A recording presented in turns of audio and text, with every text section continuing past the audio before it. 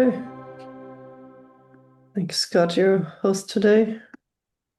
Alrighty. So today, Nils and Vivian are going to be presenting their thoughts and ideas surrounding prediction error and policies and sort of a framework to unify these things. We briefly touched on in a previous meeting on Monday, and we're going to get into more details now. So I'll throw it over to you. Okay, thanks. And yeah, maybe more kind of broadly, I guess, talking about model-free and model-based policies around kind of staying on an object as well. So that's kind of something that we've talked about on and off that we want to implement, but now we're actually looking at doing it. And so, and the model-free side of that has some connections to attention. Yeah, Um, I mine don't is know what you actually like a very zoomed out almost view. It's exclusively on mostly attention. just Yeah. about attention. So, um, Yeah. yeah, I think mine is relatively short. Yeah, do you want to start with that one? Because yeah, Um, maybe I feel like model free is maybe a good starting point okay, yeah, I'll try and and keep it attention. short because I know you've had yours last week already too. So maybe this will just kind of frame the discussion a bit. Cool. Um, okay, so yeah, like I mentioned, it's kind of around target pose, target area, and attention, and the relationship of all that to Monty's policies. And so, just as a kind of visual of what we currently have in Monty, because I think it already, mm, uh, yeah, has some of the properties of how we think about attention. So I wanted to draw that up as a kind of context. So this is a lot of the stuff that Scott worked on over the past months. So Scott, correct me if I misrepresent something here. But basically, we have sensor modules and learning modules, and both of them can send target poses, or in Monty we call it goals, or goal states, I think it used to be. Um, and these target poses would be in a common space. So, for example, egocentric space. And in some place, we collect all of these potential target poses to move to. And this is where kind of the idea of the goal state selector came in originally, where then we look at which of these potential places to move to next do we actually pick. And then the one that we pick is the one that gets sent to the motor system. And then the motor system translates this into an actuator specific motor command. So up to here, like all the solid pink lines are basically locations and orientations in a common egocentric space, and they can be informed by model-free information, like based on saliency or just return of inhibition or inhibition of return. Now I say it too. Uh, um, and then the ones that come from learning modules can be model-based. So, for example, the hypothesis testing policy is one that we use there to determine where we might want to move next. And then the motor system basically figures out, okay, if we want to go to this location, what what does our actuator need to do to get to that location?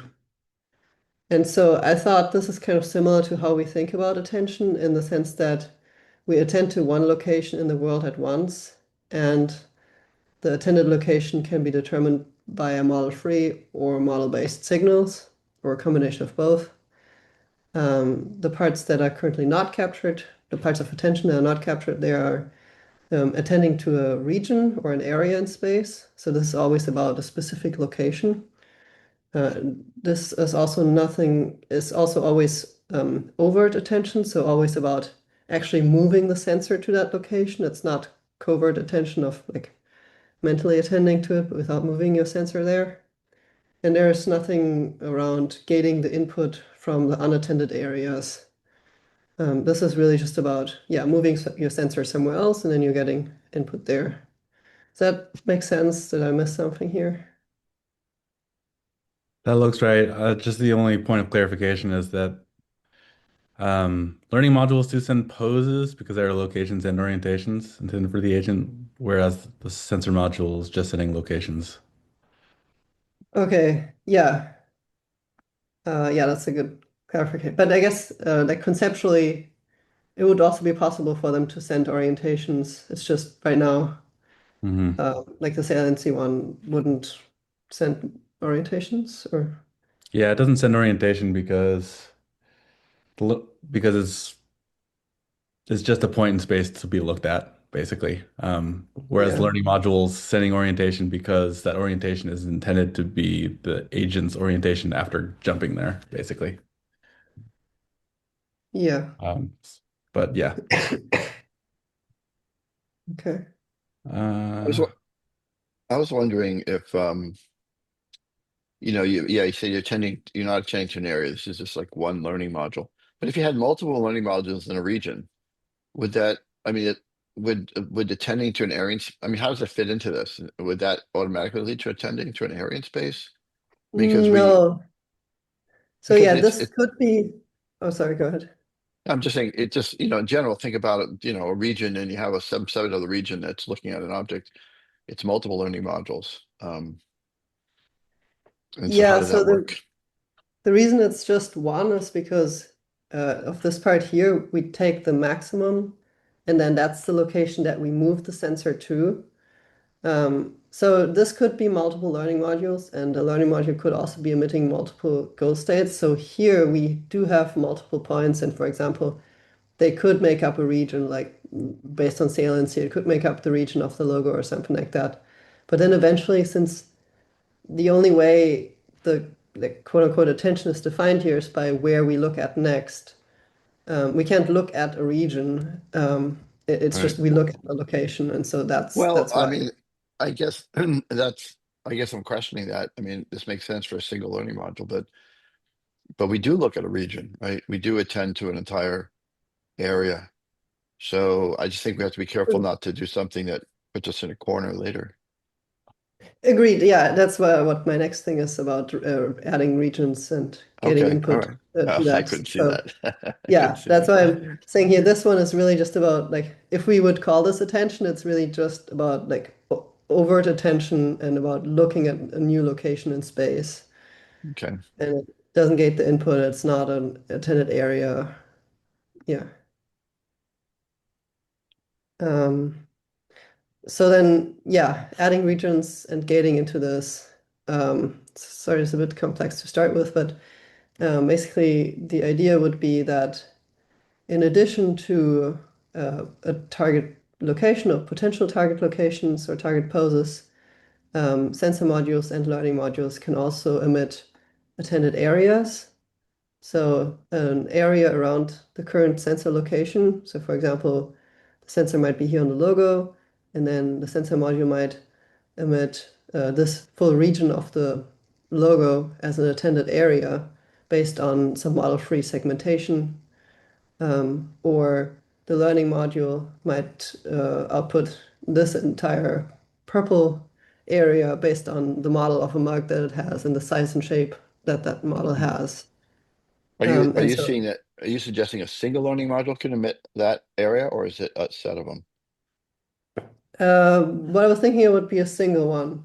Maybe Hmm. each learning module could emit an area, but It yeah. might be, but for some reason I don't. I seem that's less likely to be right. Um, I can explain why, but it seems to be like in my mind, I would have assumed it's a group effort. It's like everybody's emitting multiple learning modules are emitting um, a location or a pose, and collectively they defined um, the attended area. That's how I've been thinking about it. But that's an Uh, alternate. yeah, in this case, it would actually use its learned model. Like it knows the size and shape of the mug, so it knows what the like area size should be to attend to if it wants to attend to the mug. Mm, So it doesn't need to, like if it would only emit one location and then collaborate with other learning modules, it would. yeah. Well, definitely from the sensor model side, you can imagine you're looking forward and something moves off to your right, and uh, and and the different sensor modules will detect movement at different places in your periphery, and it's the sum of those that defines the region you're going to attend to.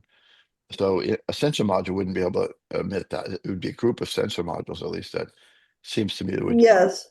So that part we already have here. So if we have multiple sensor modules and one of them detects something very salient, like something moving in your periphery, that would Mhm. send a dot into this common space with a high kind of confidence value or high importance. And so here we have lots of different target poses, and I can define an area, and all of them are getting taken together. And we look at kind of the highest peak of them, Yeah. or the maximum one, But and then but move there. it's But I could be wrong, but it does seem like it's more than like just deciding which is the center or the most important one of these things. I mean, clearly we can attend to areas. It feels like it's defining an area, not like, oh, this is the most maximum point that we're looking at here. Um, I'm just, right, that's what it yeah. So feels like to that's me. yeah. I wouldn't call this an area for that reason. So here, when I say area, I mean this is like an area within which we move, but then where we move within that area is determined by these target poses. Mhm. And Yeah, so so, the target, or I guess yeah, I'll get into this, but here the target Well, poses I sort mean, of in addition to the attended area. yeah, so basically the target pose is what goes to the motor system, and that determines where the agent moves next. And then the attended area is basically what goes between the sensors and the sensor modules, such that sensor modules outside the attended area won't get input, um, or they get a copy of the input from the attended area. Um, And it can also be kind of a constraint on these target poses that like a target pose wouldn't be outside of the attended area. But then if something happens outside of the gated area, like a flash of light or something, then the SM wouldn't see it, and you're basically restricting. Uh, well, I don't think you Yeah, can so I turn it guess off. this would, yeah, need to be a bit of a soft gating that if mm. there's something Right, really salient, right. it can get through. Well, But yeah, there's basically a, oh, yeah, go ahead. uh, I'm trying, I'm lost on your diagram here. I mean, you really can't turn off the subcortical attention mechanism. I mean, it's really hard. So I think the gating goes into the cortex, but subcortically, the attentional system, your attention being drawn to something unexpected is almost unsuppressible, you know. So I'm not sure Yeah, how I that fits mean, in here. this is all subcortical. The only cortical part is the learning module part. So this is kind of the attentional space, and then Mm. we define a region in that egocentric space, and that region can gate which input goes into sensor modules or gets stronger into the sensor modules.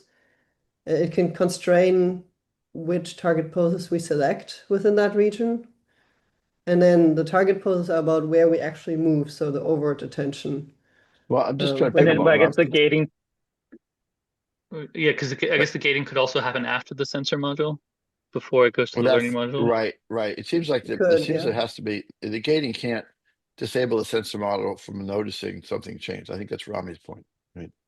So, Yeah, right. Yeah, it could, yeah, gating could go like it would be a I bit mean, hard to for draw example, this diagram, the but gating could be in the thalamus, right? And Right. in the brain, and so but everything, that just stops what goes into the cortex, but everything else is still going to do its subcortical attention system. yeah. Yeah, so the gating could also be here between the sensor modules and learning modules Yeah, it seems like instead a of before the sensor right. modules. And we've Yeah, always And used then it, I'm sorry, go ahead. I just, I've used this example many, many times about, you tell the classroom, don't take your eyes off the whiteboard while I'm writing, and the class is, don't take your eyes off the whiteboard. And then the door opens to the side of the room and everyone moves their eyes. So it's like you can't stop it. You can think you can stop it, but you really can't. yeah. Yeah, in this way, if the gating is here and something very salient arrives at the sensor module, it can still send a target pose here to Right. actually move. Um, to that thing. So yeah, that's a useful change. And then just to Do you wrap think? up these points here, Oh yeah. so the attended area, like in the model-free one, it could be defined by kind of model-free object segmentation. I shared a paper, I think last week in What I Learned This Week channel about how there's some evidence of superior calculus doing object segmentation on kind of model-free signals versus from the learning modules, the attended area can use the models that were learned to determine the size and shape, and it could be informed by the current goals or confidence of the learning module. For example, the learning module could kind of narrow or widen the area that it attends to detect a child object versus a parent object. And the model-free one would be relied on during learning and early inference, when we basically, like during learning, we have no model, so we can't rely on model-based ones. And during early inference, we don't have a good hypothesis, so we also can't really rely on this. And then the learning modules, once the model-based ones would be relied on at later inference, like you recognize the child object and now you want to move on to the next object, or you want to increase that attentional window to look at kind of other child objects on that object and to accomplish goals, like you have a model of a light lamp and a light switch, and no, you want to put your attention to the light switch to accomplish the goal of turning on the lamp. Um, and then, yeah, I guess just as a side note, the covert attention would then be setting the attentional area without moving the agent there. So just setting this, but then not sending a motor command to go to a pose within that region. Yeah, and that feels like, at least in the brain, that like you might kind of still be sending that like command, but it's more about inhibiting the motor system and saying like, don't move. Uh, Could be, yeah. Right. something like that. But yeah, and do you think, I mean, is there a way we could kind of, I think we maybe talked about this at one point, like kind of combine this attended area and target pose representation a bit more so that like the pose itself or like the location itself is kind of defined as like a, a Gaussian ball or something like that. Um, just so we I don't need two different, because like in some ways like we're already kind of implicitly defining an area with the for example, the model free one, like as you show, like with all those points, it's kind of an area. What's missing for it to filter inputs is more just like a bit of a uh, yeah, an area coverage rather than being like a single point in space. And then maybe for the motor system, that would have the impact of like, as long as it kind of satisfies within these bounds, it's fine. It doesn't need to move to this exact mathematical point in order to uh, be kind of the correct movement. Yeah, I mean, I kind of like the separation because the target pose is really about where to move to, and this is really more about where to attend to. And yeah, where you move to is usually within the area where you attend to, but it still feels like it's a bit of a different thing. Um, but yeah, maybe not. I don't know. It feels like the Yeah, because at purple least one that feels is like the really attention part, and this is really more yeah, a side effect, an artifact of attention, that this is within the attended area. yeah, yeah. I guess it feels just like the target pose in some ways also has to define an area, just because in reality we can't move exactly somewhere. Um, so I mean, maybe it'd be implemented in a different way, but there has to be some Well, sort that of, wouldn't I be guess, tolerance to that. that wouldn't be defining an area. That would just be noise of a point, right? You'd say here's a target Yeah. location, and there's a you can't be accurate, But but I guess I'm just I wouldn't thinking call that like an if area. okay, I guess I'm just thinking if I'm like thinking, oh, I'm going to move my hand onto the table, I'm not necessarily thinking of that as a point in space. Again, I might be more Well, just thinking I want my hand to occupy an area. that again, that might be different again. That might be the idea that an area is really defined by a set of a more proper definition of an area where you're going to move a bunch of sensors. One way to think about attended areas is that you can bring any sensors into that area to observe it. So you can move your fingers into the area and touch something. You can move your eyes to that area, or you might do both. As opposed to like, again, I think the difference between an area and a point is pretty different things. Yeah. Yeah, it feels like even if it's just move your hand on the table, I still pick a point of where I'm going to move it to. I mean, I'm not going to correct it too much if it's not directly on that point, but it Well, still well, feels how like, about, so I have a mouse on my table right now, and so, a computer mouse. And if I want to move my hand to it, I don't think of it as a point. I think of it as I want to grab that mouse. I mean, um, the whole area. It's like I'm moving all my fingers onto that volume occupied, or the area occupied by the mouse. So it's not really a point in my mind. I think sometimes it can be a point. Certainly, sometimes it can be, but but sometimes it's clearly not, I think. Um, I mean, I'm literally moving my fingers to grasp the volumetric space of the mouse, even if I'm not looking at it. But um, that's how I feel but it. that's more aligning your hand with the mouse. Like if your hand like it's not like you don't care about where on the mouse your hand ends up on. Like you still need to be pretty precise to get it correctly on there. Right, but my point is, I'm moving multiple fingers into an area. It's really sort of, it seems to be the area of the mouse is playing an important role here. It's more than just a point. And I'm not even sure that each finger, maybe each fingertip has a goal, a point goal. I'm not sure. I don't really know. Um, Yeah. but clearly, the overall operation is a volume or an area in space.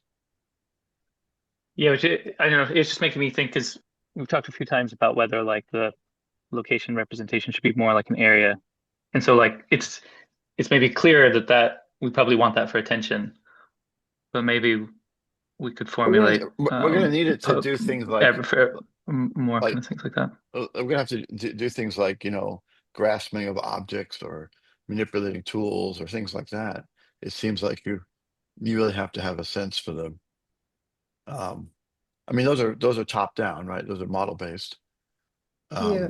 So, but certainly on the model based one, there has to be this concept of okay, here's the area of what the thing is that I want to manipulate, and I have to get my hands, all the parts of my hand into that area.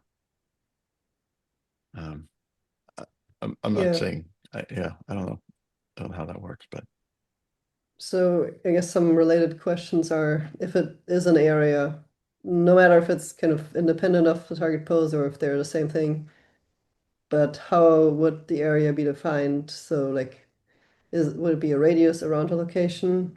That seems a bit too crude for objects that are not round. Or a specific custom shape, but that seems a I bit I, complex I to had a represent. I had an idea. I mean, the first thing that came to my mind when I started thinking about this, and it's still in my mind, is that um, the area is defined by a set of columns or set of learning modules. That is there's no necessarily a unified representation of an area. It's sort of the area is what's that's occupied or circumscribed by a set of columns. So imagine I'm doing one of those monkey experiments, and I'm looking at, or the experiments I've talked about. You're focusing on a point on the screen, and then I show you a little rectangular area off to the side, and I say that's your attention area. That's where you want to attend to, and tell me what happens in that area when I flash an image. And then you'll be able to do that very well. You'll be able to say what was in that rectangle without moving your eyes to it. Well, how was that defined? I imagined it was defined at some point. There were parts of my retina that lit up because of that rectangular area that were defined there, and that it's a set of those columns that literally define the area. There's no separate representation. It's like a fence, they put a little bunch of stakes around it, and that defines the area. But I don't. It's each individual stake just knows its location. Does that make sense at all? Did you follow that? No. Yeah, no, Yeah, that I think it makes sense. But I guess we'd still need each learning module would still need some sense of like a non-mathematical point in space, I Right. think. Well, you're right. Well, Like I don't know. but it would mean that they could define kind of interesting spaces or Right. volumes They could. collectively, but each Right. one, maybe would talk about like a centimeter of But each space one, or whatever. Maybe that's dynamic. right. Again, maybe that analogy just stumbled upon is a good one. If you want to define an area, you can put a bunch of stakes down, and each stake occupies some space. But no, there's no separate representation of the area. It's just like every stake, all the stakes together define the region. It's something along Well, those lines. But I that would think sounds, one problem that could crop up with that is thinking about like how do you prevent all the learning modules that represent a different stake? How do you prevent them from duplicating, making sure that they cover the whole area, you know? I don't know what you mean. Like, So let's um, say you have a sort of goal lo region in mind, and yeah. you've got a whole bunch of learning modules that are intended to represent that region. They all need to pick different points in that area region, I would sub-regions. say that it's more. I really think of it sort of a periphery, um, like a boundary, like a fence. yeah, I mean, I think what you were describing, Jeff, is maybe more the model-free one, where it's about which sensor modules are actually getting input. Like where if you put a square on your retina, and the ones that Mhm. get the input are the ones that define the attentional area. But Which is the I'm a example bit I just gave unclear. you, though, the example I just gave you is definitely a cortically defined area. I mean, I tell you, focus here, and then I'm going to show you a highlighted region in the periphery. Don't look at it, but attend to it. That's certainly not. I mean, there's definitely a top-down imposition of that. That's So how I are would say the I'm not models? saying it's model based, but it's top-down. It's also written in topic, so like it's only 2D. Uh, like you wouldn't be able to Well, not specify a necessarily. volume. Would Well, I it? don't I mean, know. if they can just define a space, as long as it, if we're not saying it's equivalent to their input, then it's not strictly written topic. Like if they could each define, I don't know, yeah, a location. So I think to your point, Scott, like I feel like they could either all agree, and so like I don't know, say they're all pointing at the tip of the pen and saying attend there. Maybe they'd all agree.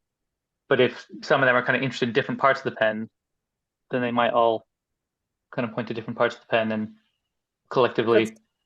how are the models being used? Like how do they? I think that gets at similar like what Scott's question is. Like if they all have a model of a pen and we want to attend to the pen now, how do they all output all the locations on the pen without like making sure that they're not all just saying go to the tip of the pen? But that's not, is that a problem if they're all saying go to the tip of the pen if that's really the most important thing to attend to? But then if let's say it's sort of random what part of the pen to attend to, maybe each column would attend to, you know, the part that it's on and then there collectively would be more like of a spread attention. I'm just not sure how the model is actually being used to define the area if each learning module just outputs a point. Well, I guess each output point is based on a model. And so collectively they could, they're also using models. So basically how we Um, No, currently have it, that we just each output points and then by chance they might cover the whole object with their points. yeah, that's at least, I don't know if that's what you meant, Jeff, but that's at least how I was seeing it. I'm a little confused. Um, I don't know. If I was just lost in thoughts about it. I was going back to Rami's comment about the retina topic. I don't think attention is retina topic. I mean, it feels like that at first, but I'm pretty sure it's not. First of all, we have depth to our attention attended area. If I hear a sound off to my right, I know how far away it is, and if it's really close, I'll reflexively move my head out of the way, like if it feels like a bug about to enter my ear. But if it feels like it's in the distance, I'll just turn my head and look at it. And so the brain knows the distance of things. Also, when I'm attending to something in a visual scene, I have depth to it. This is why I don't see objects that are obscuring the thing I'm looking at, but are closer to me. if I'm looking through a set of trees at somebody else in the distance, in some sense you don't even see the trees. You just see, they're blurry or whatever. So I think there's depth, and so I don't think it's a mapping. I don't think the attention area is directly a mapping of onto a sensory surface like the retina. Um, I agree. um, I was just wondering if yeah, if we start doing the stakes around the columns, does that give us a it was. retinotopic space, or does it I don't also? know. I Yeah. I I think I think well, if the stakes are really defined by well, sometimes they might be defined by cortical columns, and they have some distance and location in the world, and so the stakes should be in 3D or something like that. Hmm. I was just saying I think the idea of the multiple stakes is an alternate to the idea that there's a single most important location to attend to. Um, and I think there's a lot of evidence that the staking out a boundary works, and we can do it. It doesn't mean that sometimes we don't do it When as a and point. maybe that doesn't need to be either or Yeah, I as Right, well, think right? right, Like we could have a set of points defined, but still have a maximally important one. right. yeah, like here But we already have a set of points, so we could use that set of points to define that gated area and then use it to decide where to actually move the sensor to. right. So that's a good point. So maybe moving. Well, in case we have a phobia in the visual system, we typically want to put that maybe at the center of this thing. Um, but then when we gating, we don't want to gate a point. We want to gate the fenced area. Yeah. Um, right. And that's we didn't talk about where this fenced area might be, but well, of course we haven't really talked about the fenced area, um, but it definitely is in some, it's some sort of I imagine this. Sometimes you'll have something happen, like I said, like you hear a sound in your ear, or maybe you'll feel someone touch you on your skin, or you feel a bite on your skin. What your first the reflexive reactions to these things is, if it's close like that, your body immediately moves away from it, and also turns your head to look at it. And so if the location is not really purely body centric, because your brain, you can just visually imagine yourself doing this. You know where that sound that was near your head is, and even though you move your head away from it, it's you now know that it's not near your head anymore, right? It's in some global space, right? It's not in body centric space. It's a sort of in a world centric space, because as I move quickly relative to it, reflexively, I know it stays where it was in the world, and I move away from it. So these are Yeah. some parameters. I think the idea of fencing an area, the idea of that we do know the depth of this area. We know, it doesn't mean I know it's in 3D shape, but I do know its depth. I know where it is, and I know it's not in a purely egocentric space. It's more in a world space, of some sort. Yeah. And then I guess the nice thing, or one of the things we wanted to get from the attended area is that I think Niels will talk about that more. I can wrap up now. Is that like when we have models, like the learning modules could modulate this attended area, kind of like what you mentioned before, Jeff. If we're looking at an object, we're not recognizing it, we narrow our focus to try and recognize a child object. If we're not recognizing that, we narrow our focus to try and recognize child object of that. If we recognize Right, that, we can widen the focus again. And so kind of some mechanism to narrow and widen the attentional area here, but then also a model-free version to define areas of like this might be one object, so I'm going to start learning about this area now. Um, yeah, so that was just the kind of high-level view I wanted to bring up. I know we talked about a lot of these concepts before, but just putting it in relationship to what we have in Monty right now and policies and all that. So maybe that was useful or yeah. confusing. No, it's good. It's Surface kind of is making Yeah, me think thanks. of search. Like in Jeff's example, you hear something and you attend to it.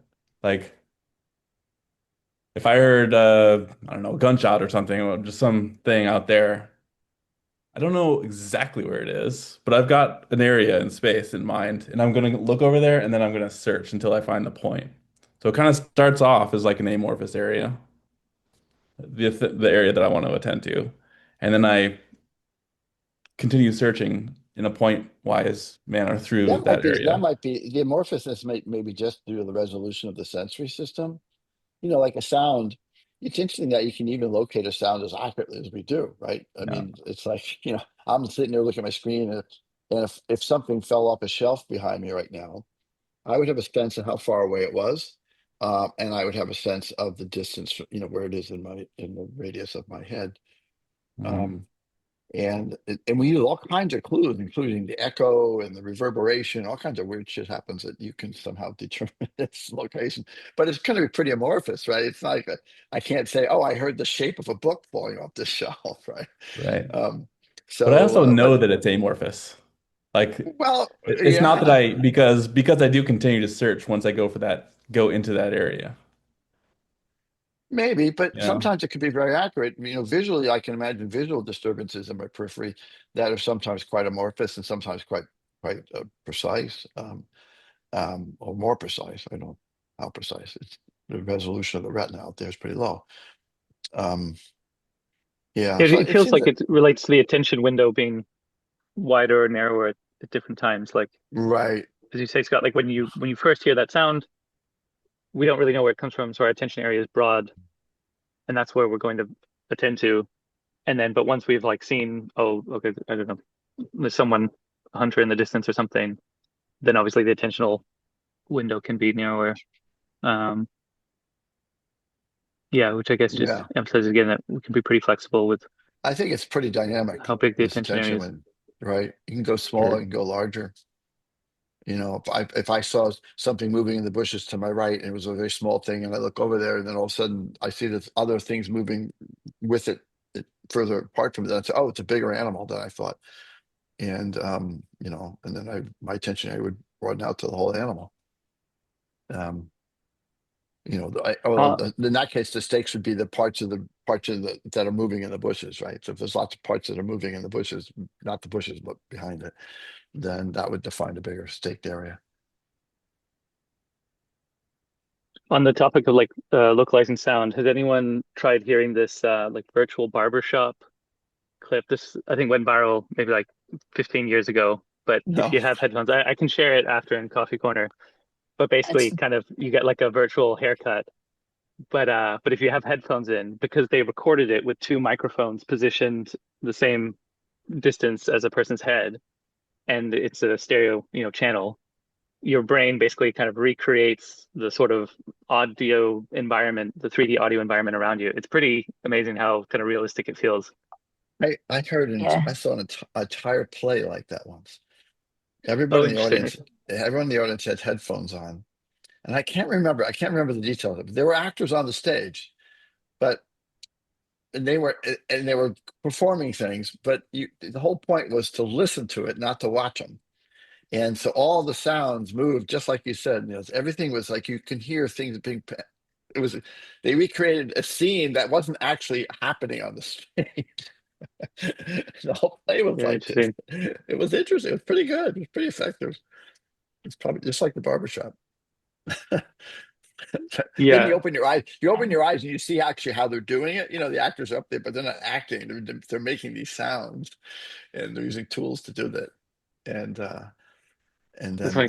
Was that wasn't at that place in San Francisco, the like there's like that special soundscape museum. I never got to go to that, but it wasn't a um, museum. It was a okay. performance in a Okay. theater. I don't. I can ask my wife. She'd remember.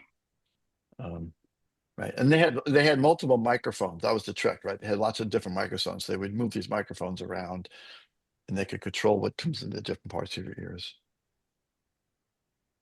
Right. Anyway, That's it was cool. pretty interesting. Um, I don't want to distract from this, but the Sphere in Las Vegas has apparently incredible acoustic. Like there's thousands of speakers in there, and their ability to they can create this localized sensation for every person in the audience because just like this mathematically, it's a whole aside, Interesting. but it's your well, play thing made me think about it. I'd really want to go just to experience that. Yeah, that's cool.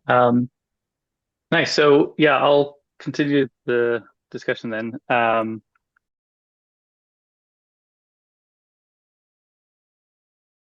don't have as nice diagrams as Vivian, but hopefully this will be still useful, kind of just brainstorming about some of the options we have. And so to give a bit of context for why we're kind of talking about this in the first place. So if you've been following what we've been doing recently, Scott has been working on motor policies that kind of help us identify interesting parts of the image to attend to and kind of move there and kind of explore and not kind of stay in the same area constantly. So before that, we just, with the kind of eye-like agent, we would just do a little random walk, taking these tiny steps, and it would take us forever to, explore a scene like this. Now, this would kind of highlight interesting things like the spoon and the knife and the mug. But in general, we just kind of jump around everywhere and constantly be distracted by what we're seeing. So there's nothing to kind of tell us, oh, maybe we should kind of find out what we're looking at when we are looking at it before we move on to something else. And like a lot of things, we imagine this will be a combination model-free and model-based. And so the kind of stuff Vivian was talking about with attention could be an easy or like a nice stepping stone to kind of defining an area that we kind of attend to. And this is also relevant. So this is relevant for compositional objects in general, because we need to recognize an object before we look at the next object. So that could be something like a scene, but it could also be, with our stickers where we, on different objects where we want to stay on the sticker until we've actually categorized it before moving on to something else. And so the discussion I was going to have is I think a short one on some kind of concrete model-based policies for doing that. These just kind of different ideas we've thrown around in the past and just kind of bringing those up again. And then if assuming we have time, which I think we will, I wanted to zoom out and talk a bit more about what kind of Scott was alluding to at the start about prediction error and how we can think about policies in the kind of framework of prediction error, which I'll explain what that means. But going back to this kind of concrete task of, okay, we want to stay on an object until it's recognized, and now we're focusing on model-based policies about how to do that. Maybe the simplest one that we've thought of we could do is at the moment, if prediction error suddenly increases, what we do right now is we burst, but because we've likely moved on to another object. But if a learning module senses, oh, I'm about to burst, I don't know what I'm seeing, it could instead suggest to move back to where it was before. Sorry, have you already correctly inferred the object? No. Okay, so we don't know but we're still having evidence accumulate. So we might have multiple hypotheses accumulating, but we're not confident about what we're seeing. Yeah.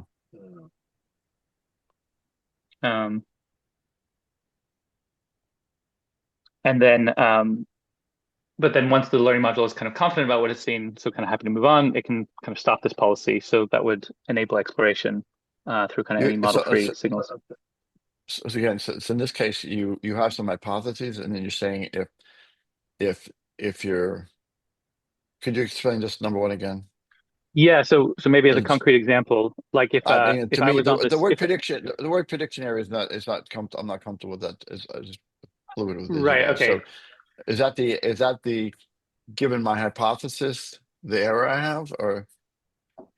Yeah, so we've gone through some different definitions. I guess the definition we've used at the moment is what is the kind of recent error over like a few steps associated with my most likely hypothesis. So my best hypothesis, how good is it doing the job of predicting what I'm seeing right now?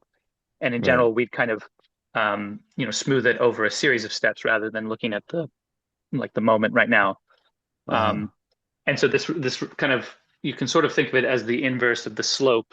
If you remember Rami talking about that we use to trigger bursting. So basically, as long as that slope is increasing, that's the evidence we add every step is kind of the inverse of the prediction error. If we predicted what we saw, then we add evidence. If we didn't predict what we saw, then we're getting prediction error. If my most likely hypothesis,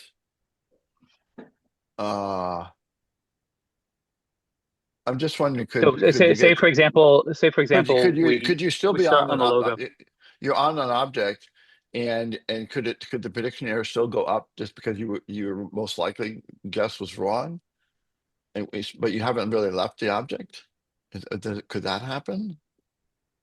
You It know? could. Yeah, I mean, but I think in general we wouldn't, yeah, I don't think we would get I too much think of that kind of adversarial condition. normally it wouldn't happen because if your most likely hypothesis was wrong, usually there's a second most likely one close by because the evidence was consistent with two possible objects, just Yeah. one that was slightly more likely. And so as soon Hmm. as the top one gets negative evidence or prediction error, it isn't the most likely hypothesis anymore. But then the second most likely one still continues to make good predictions, so you wouldn't Yeah, get but a I'm just saying, but you haven't left the object. So if the prediction error goes up because it was the second most likely hypothesis, um, But that's it, what I mean. The prediction error wouldn't go up because we always take it from the most likely hypothesis, and that might change. Like your most likely hypothesis might oh, change which object that is, but but The it only prediction error would changed. go up for like Well, a step or two steps, but that's the point that we kind of look at well, it over a but short so window. now we have a problem because we don't know if my prediction error is going up because I've gone off the object or because I'm actually I had my most likely guess was wrong. Um, how would I know the difference between those two? There would be another guess that's getting low Yeah, but prediction error because but but it's a transient thing over the step, not yeah, over the left. So So, but I mean, if we wanted to know that, I don't think we necessarily need to know that for this, but if we wanted to know that question of like, okay, I was on an object, but now I've moved off, that would generally be where we've accumulated high evidence. So we became very confident about what we were seeing, but suddenly there's mhm. an increase in prediction error. That implies, okay, something's changed. I moved on to a different Well, object. all right. Well, that was my If I first. never achieved particularly high evidence, then Right. I may just have never figured out what I was looking at in the first Okay. place. Well, that was my question. My very first question was, does this assume we've already inferred the object? And you said no. So I was working on that assumption that, oh, we don't have high evidence. We have poor evidence. We don't know what we're looking at yet. And then I said, well, could the prediction error go up if could the prediction error go up even if I'm on the object and I haven't left the object, but I just my guess was wrong. And the answer I think is yes. no, I It's think no. Well, I no, mean I think you're yeah. right, and I think it is part of the problem and part of why we didn't see what we expected to see in the prediction error curves. Like the prediction error curves that Rami plotted, they are not like, oh, we have high and then it gets lower, lower, lower. They were like kind Hmm. of noisy and going up at first and then going down maybe a bit. And I think, yeah, what Jeff pointed out might be part of the reason. Yeah, but I mean, yeah, I think also like you say that Vivian, like as long as we're not looking at the instantaneous prediction error, I think it shouldn't ever increase that much as long as we have kind of a reasonable hypothesis somewhere in the set of hypotheses, which generally we do. If we don't, then it probably is appropriate to burst. Um, but I guess yeah, to make it maybe more concrete, like if you were starting on this sticker um, and moving kind of around, you'd probably increase the evidence for the Numenta sticker and this one, maybe a bit more for this one, but they would, still be vying it out until you'd explored a bit more of it. Um, and so, yeah, basically the evidence values are slowly accumulating. But if you suddenly move now onto the kind of disk, this is much more different in kind of the texture, and so then we might expect it to kind of burst, and then it could move back. Um, All the discussion we're having right now is assuming a single learning module, right? Is that correct? yeah, so voting, and we've talked about this. Yeah, voting would definitely help with this because obviously then I mean, it's it's much super helpful, quicker right? to Right. yeah I to mean, it's as we just as you did when you guys were in London. You tried to do the the single finger touch infer problem.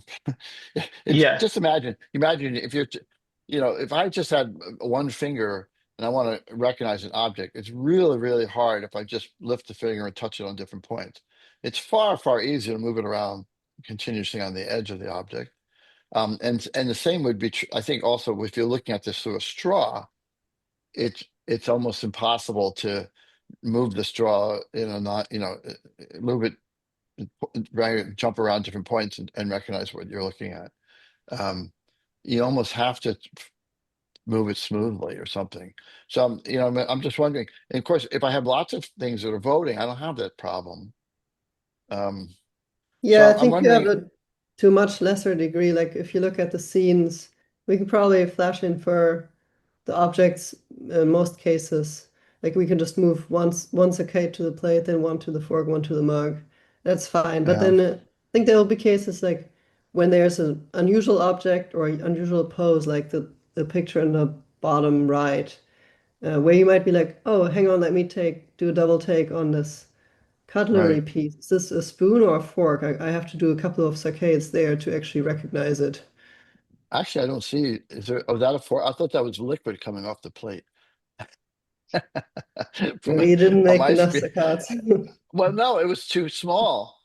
You Yeah. know, I didn't realize from the zoomed out I was looking at. I also saw the picture to the left of that was liquid flowing across the surface of the table. Um, and I can see now it's a spoon and a fork, but Yeah, I didn't. uh, First of all, I definitely didn't using the see those. hypothesis testing to verify whether this is a second fork or a spoon. Well, no, it's interesting because when on my screen, the resolution, I didn't even see the black ones going up. On this one, I only saw Yeah, the sport going down, and from my zoomed out image, that looked like a fluid going down into the yeah, into it's the also a mug. knife. Well, I couldn't tell. It was all zoomed out. I didn't have the resolution. The image on my screen is kind of poor resolution. Um, so I looked at that and go, oh, that because it was really small before. It was really small on my screen. And I said, well, that's fluid coming out of it. Interesting. And the other one looked like there's fluid spilled out from the plate across the table. Um, Oh, kind of this thing. lumpy fluid. Yeah, it looked like a black fluid that was sort of on the table. Yeah, right. I see Now what I you see mean. it too. Yeah, if I I zoom didn't. out. You guys, well, you don't have to zoom out that much. I mean, once you know what it is, you made those images. I didn't. I didn't know, and so that was my first. I got it wrong. Interesting. Well, I don't know. I Yeah. think we have to be really careful to not solve a problem that we don't have to solve. Um, you know, I think I think when we think about doing a single learning module, we ought to be thinking like, oh, what can I do if I'm looking through a straw, and what can I do if I'm looking, touching with one finger? Because when I look at these But do you images not here, I'm think not. if you were looking through a straw at an object and you were starting to develop a sense of what you were looking at, and then suddenly you start seeing something totally unrelated, that you would move back to where you were before and then Well, continue I exploring it? I I would. I guess I would imagine those plate examples. If I thought I was on the plate, first of all, I wouldn't infer the plate. And I only could infer the plate by moving smoothly over around an edge or something that I can see. There has to be something I can Yeah, I see and mean we're follow. moving. Okay. Yeah, I mean we're Right. moving. So we're moving. Okay. I'm not randomly jumping around. Now, once I know it's a plate, and I'm still looking through the straw, and if I was following the edge and I come across something that doesn't fit, then I would say, oh, that's not the plate. Once I've inferred the plate, then I would say that doesn't look like it's a plate, or maybe it's, and then I would have to explore that thing. I'm not sure I'd move back on. If I know I'm looking at a plate and I've already confirmed that, then this thing is not part of the plate, or I have to figure out it's a new part of the plate or something. So I wouldn't go back on the plate. I would say, oh, there's something new here. I have to figure out what it is.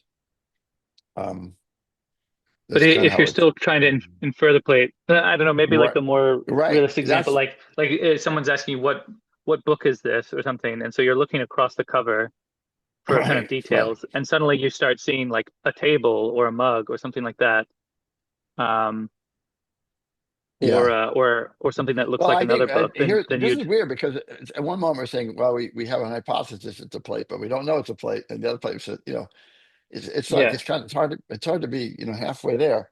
It's like if I know I'm on the plate, if that's my strong hypothesis, and I've already verified it, then I would explore the new thing. I wouldn't want to go back on the plate. If I don't know I'm right. on a plate, then I might do what you said. I might be going along and I say, oh, I think I'm on the edge of a plate. Now I come with something that doesn't look like the edge of the plate. Um, the edge of the plate's interrupted. So then I might go back and confirm that the rest of it's a plate. Is this really a plate, or is it? Yeah, and so So that's that I what might do we're that. kind of suggesting, is that at that point, if we stayed, we'd say, oh, okay, this is something new, and we would burst. But the Um, alternative would be to go back, and then whatever hypotheses we had, we just continue um, kind of testing them and accumulating evidence. I guess I'm just thinking about this very high level. Maybe the thing I would do is I have a hypothesis of plate, just what you're saying, I think, and I see some evidence that says, and I've accumulated some evidence for this, and now I'm just confirming I'm confirming my hypothesis, and I'm just checking just check the rest of it, and all of a sudden it's something wrong. I might say, oh, maybe it wasn't a plate. Let me go back and follow the other. Like imagine I'm following the edge of the plate, and maybe I'll go the other direction, see how far it goes. Um, yeah, I probably could do that. Right? And because I guess one advantage of this is it would be a model-based complement to a model-free um, policy. Like you could imagine, we'd use sort of salience or kind of simple signals in the environment. Like obviously, if something's moving as one, that's a clear one. But even just things like color and depth and things like that could tell us, oh, there seems to be an object here. Let me study it. Um, and so our eyes might move in there until we become confident of what we're seeing. But that's all model free. And so that's going to be ultimately imperfect. And so this would be a way of complementing that with the models we have, which Mm, feels again, yeah, like what we'd be doing if we're kind of thinking about what we're trying to kind of reason about what we're seeing. yeah. As you're saying that, I'm constantly thinking like sometimes we're saying these words, but we're relying. I feel like we're relying on the fact that it's actually a region of columns that are looking at this, and not a single column. Um, and so, like you said, oh well, there's something salient over there. All right, well, I would, if there's something salient over there, and I have a single point receptor. I'm like my finger. I'm looking through a straw, and something salient over there. I don't see it. I'm just told that it's like an attention. Something moved over there. I have to reflexively move over there. It's not like that's part of the object. If I was looking through a straw with my finger, I would always keep my finger on the edge of the object. I'd follow the surface, the edge of that object.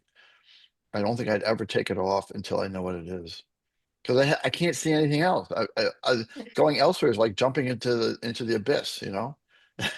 It's like So if we have a grid of columns and it's about to like yeah, as a sensor with a grid of columns and it's about to go off the object, a few of the columns are not going to be sensing, they're not going to be in agreement anymore. And maybe that, like if they're voting and they're trying to come to a consensus and maybe a few of them they go off the object, that's a signal for the agent well, and again, to now go we're back. bringing back in Rami. Now we're bringing back in the attention window, right?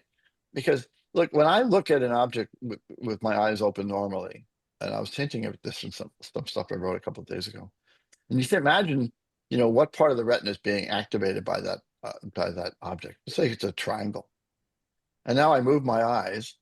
Well, and I'm still focused, centered on somewhere on the triangle, but there's parts of the triangle that are off to one side of the retina, and a moment later, there's parts of the triangle on the other side of the retina. The active columns, the columns that are actually getting input, could change completely between those two. And there doesn't have to be any continuity between them.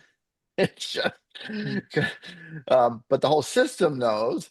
But now also the whole system has, I would argue, it has a window which it knows this object occupies.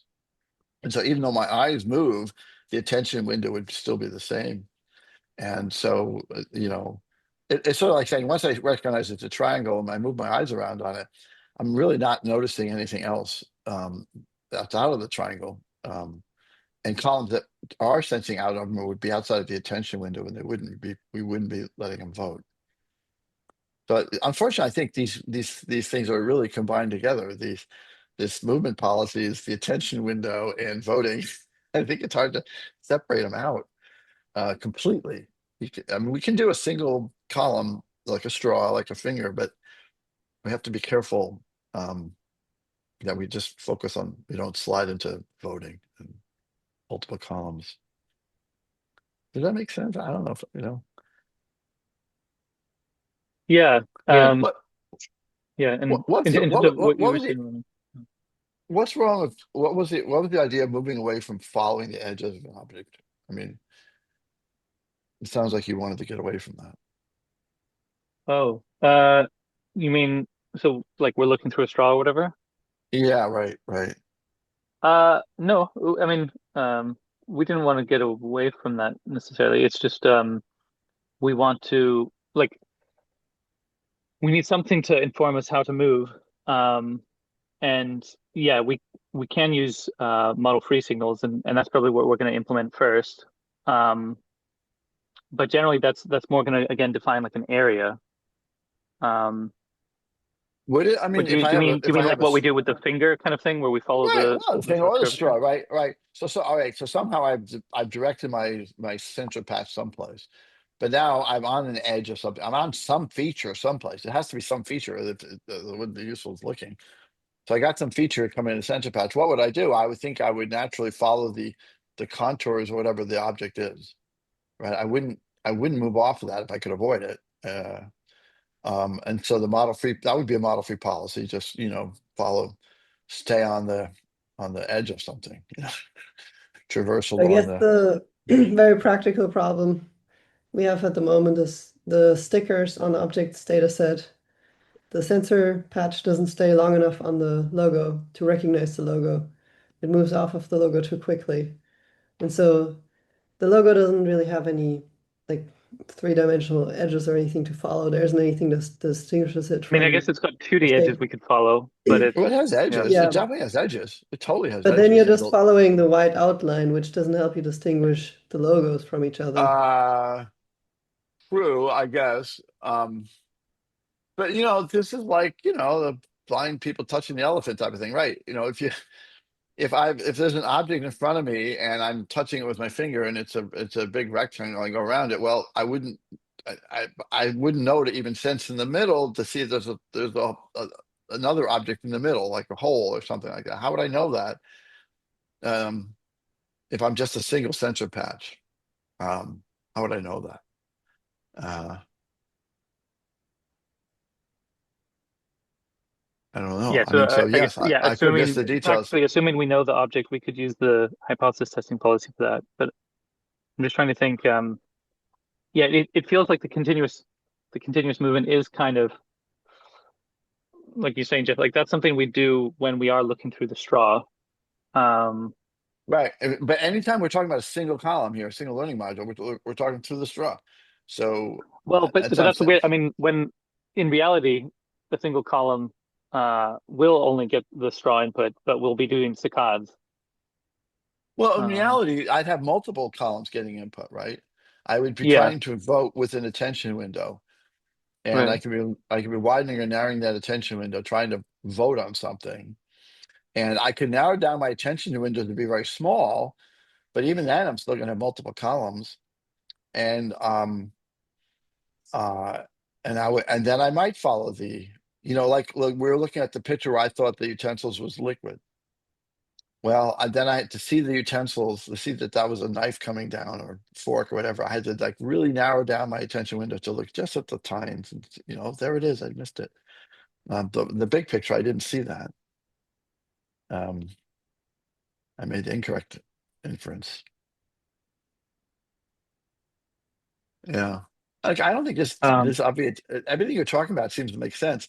I just feel like we're not going to get the right big picture until we recognize that this is really not how the system's not going to work like this. We're going to have to almost always have multiple sensors sensing in parallel and voting.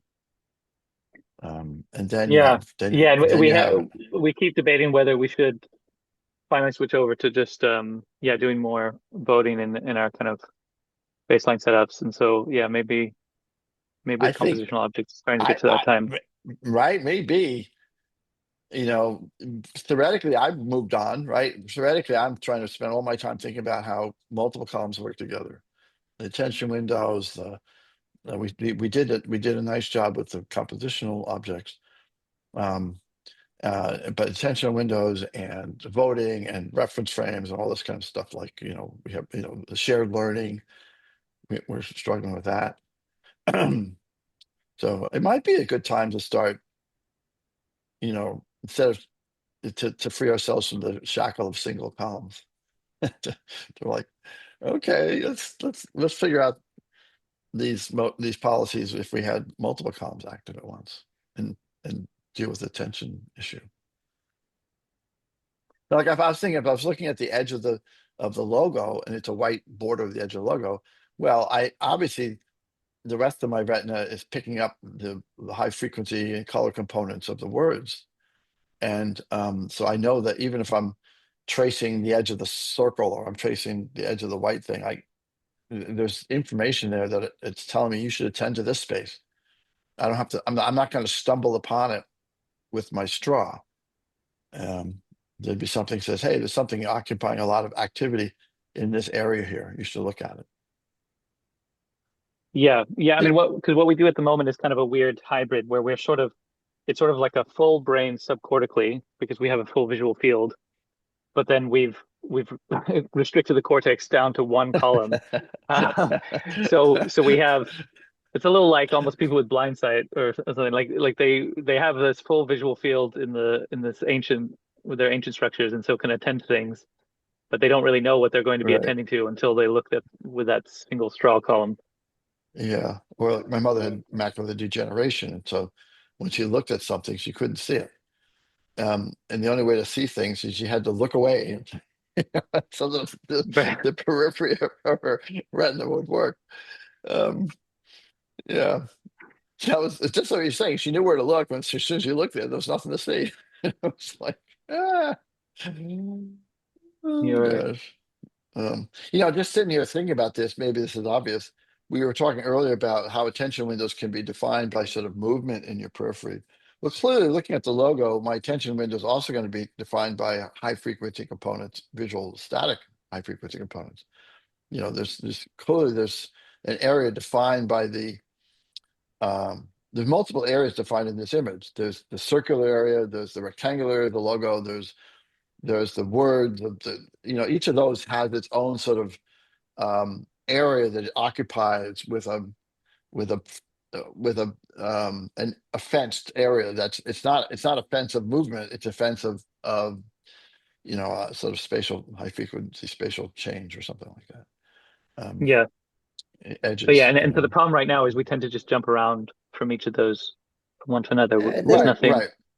I think whether we do voting or we do single column with the policy, the core problem remains the same in that we Right. need to define an area, the area of the logo, either to say, okay, only columns within that area should vote with each other, or to say, okay, sensor patch, you only move within that area. So, but in both cases, we need to somehow define that area, and it could be done with model-free object segmentation.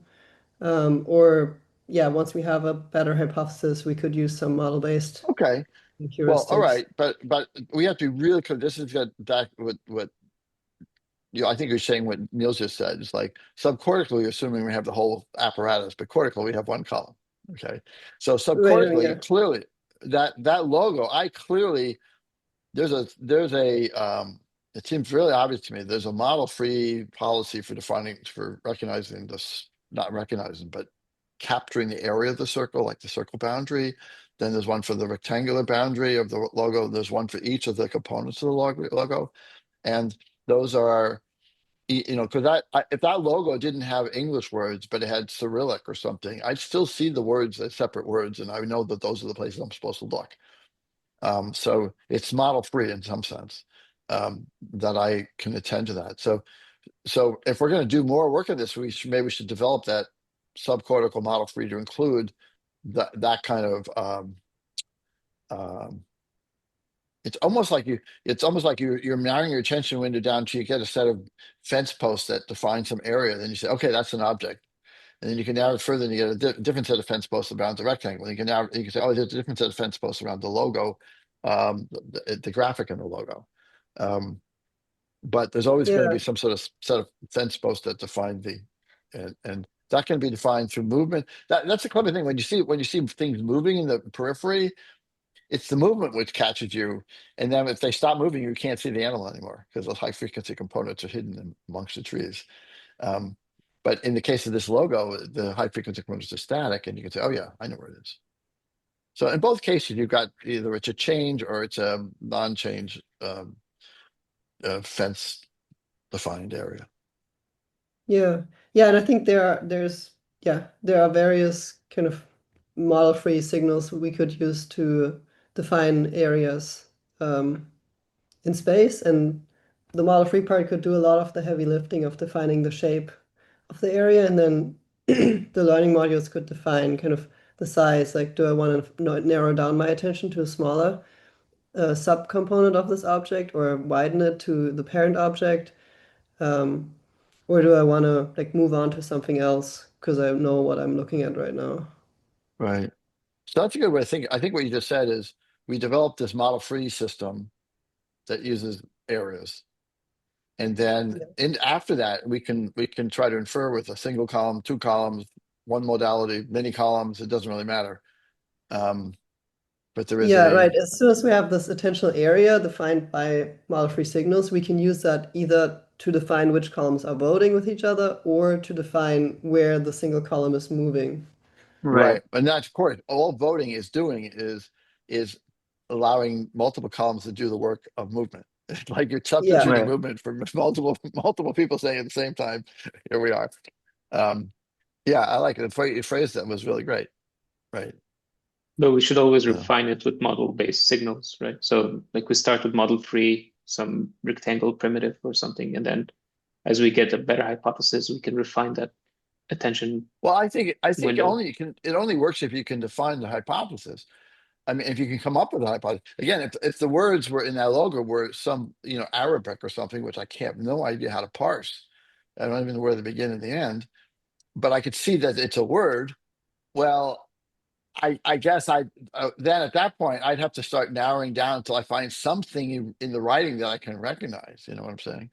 Right. But if you know the Um, object and you're just inferring it, once you have a good hypothesis, this could start to collaborate with the model-free signals and right. Well, basically refine the once you've fence. got once you've got the hypothesis, then the object the object itself defines the fence. I That's what mean, happens with that's what happens with the Dalmatian dog spotted picture, right? You have no clues at all where to put the fence post. No clues whatsoever. Where, how big, around any of the places. But once you see the dog, it's hard not to see the dog because you know where it is. It's like the dog define once you know the dog is there, it defines the area, then everything makes sense. Um, I mean, I'm showing this here. This is a child learning module that is trying to basically infer the child objects, which here we have the logo on a disk. So uh-huh. if the agent is over here and the agent is moving, Well, I'm sorry. What is the child object here? Is it the whole the logo? logo, just yeah, Okay, but just these. that itself is a compositional object, right? So okay. Right. So the child object is just trying to figure out the logo. And it has two options, the logo TBP or Numenta. And just Mhm. after a little bit of exploration here, the evidence of the logo TBP is start to increase, and then we start decrease the logo of Numenta, even after a few steps. Uh, Yeah. so I guess what I'm saying is, as you can see here, it starts to go up. We could use something like this to maybe refine the model-free signal of the attention window. And okay, I know that this should be a square like this because I already know what the logo is. Then depending on how confident we are, we could like do more of a refinement on the attention window. Mhm. But just the Yeah. thing You is, still haven't, it only works once we have a good hypothesis about the right? object and its pose, so both location and orientation. And so at that point, then the question is, how much extra value does it give us to keep staying on the logo? I guess, yeah, some extra confidence, but it feels like the main reason to use the models to define the attentional window is to like accomplish goals or like go to new places Mhm. that you know exist in your model. Like I know where on my table my charger is in my model of the table, and so that I can use that to uh, focus my attention to that location when I need it without doing Right. this again. Like if I want to pick up the stapler, uh once I recognize the stapler, the area of the stapler is tells me how to move my hand to it, right? It's something like that. Is that what you're saying? Yeah. Like, Yeah, I mean, yeah, I I think agree. the If we still want to add a bit more confidence, we can use more and more like the model-based signals. But it just seems like it's kind of the cherry at the end uh, to get more right. confidence or to actually achieve goals and things. And then for the beginning of inference, when you don't know what you're sensing, and also for learning, it would have to rely on model-free. It's just Yeah, I and imagine. just in terms of, Sorry, go ahead. oh no, go ahead, Rob. I imagine a complex like two stickers like making a cross or something, and you're just the model free is just going to give you maybe this whole area of attention, but you still need model based so that you can stay on one sticker once you started reading the text, or because you don't want to keep switching back and forth between the child objects without identifying them. Once you started to get a better hypothesis of what loco this Well, is. well, once you identified one, I mean, like I could identify. Let's say I had two logos stickers. I don't know. And as soon as I see something unique about like the thousand brains icon, um, we should have a name for that thing. I don't know what it is. I think it's the logo mark. I mean, name like Nuri or something. I don't know, something, whatever, a personal name. Um, give it little eyes and a mouth and have it dance around for us. Anyway, as soon as I recognize a part of the TBT logo, then the whole rest of the logo should pop into play, and I should attend to the whole thing right at once. Um, so as soon Yeah. as I find something unique, something that lets me lock on, then my attention window should be set. Then I don't have to explore anymore.